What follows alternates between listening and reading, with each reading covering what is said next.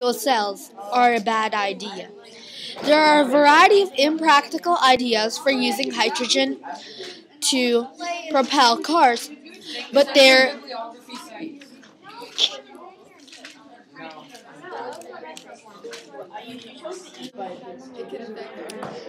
hydrogen fuel cells are a bad idea. There are a variety of impractical ideas for using hydrogen to propel cars, but they're years and maybe even decades from being cost effective. Most of these schemes seem to suspiciously somehow involve the oil companies keeping their greedy paws in on the hydrogen economy.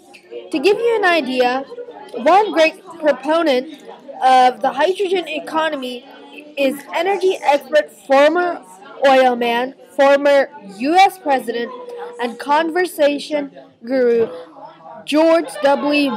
Bush.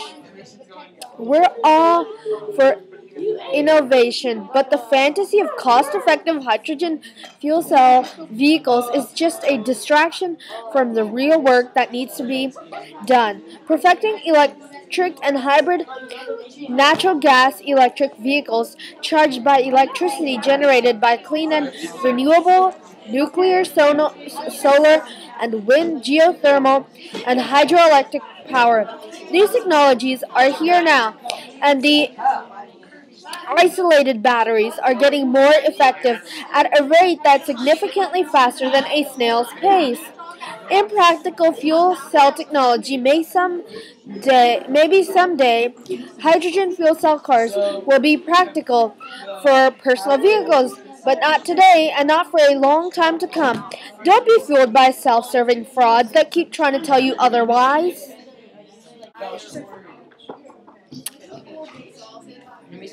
There's no such thing as a hydrogen well. Even you gather it in one place like oil or natural gas, but quickly it goes up into the atmosphere because of its simple atoms atomic structure, because the number one position on the periodic table is hydrogen. It is very difficult to store in pipes. It's a clever escape and can even slip between the molecules of steel or aluminium containers. So hydrogen can't be stored long term. It must be created on the dot by stripping it from other molecules. These fuel cell cars need 4 times the volume to store a amount of energy equal to that of gasoline, even though the energy generating equivalent of hydrogen is lighter than is gasoline. Hydrogen cars are too expensive. Fuel cell cars are available today, but wait, you can't really buy the Honda FCX Clarity. You must rent it at $600 a month. Why? Because if it wasn't a publicity stunt, you'd have to buy the FCX at a real cost. The car makers are secretive about how much it is costing them to build these vehicles, but you can bet it's well into the hundreds of thousands of dollars a piece. To give you an idea, mass producing a fuel cell powered car is going to cost $200,000 extra just for the engine, according to its designers at Caltech and Jet Propulsion Lab. Pretty good though, considering that just 2 years ago the average cost of a fuel cell vehicle was a cool $1 million.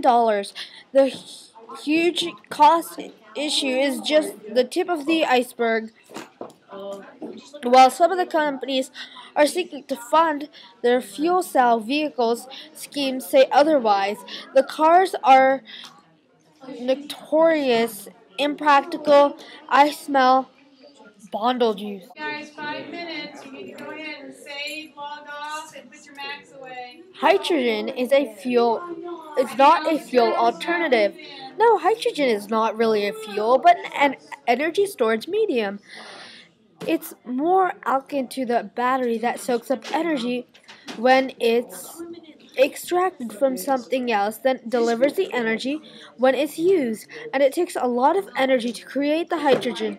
The energy must come from other sources such as natural gas. To elaborate, electrolytes using platinum membranes and separate the hydrogen and oxygen in water using electricity. What? Using electricity to make hydrogen?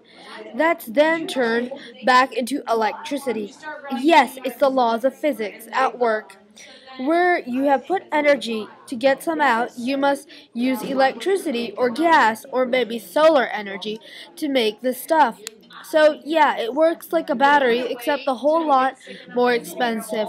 Why not just charge up an electric car instead?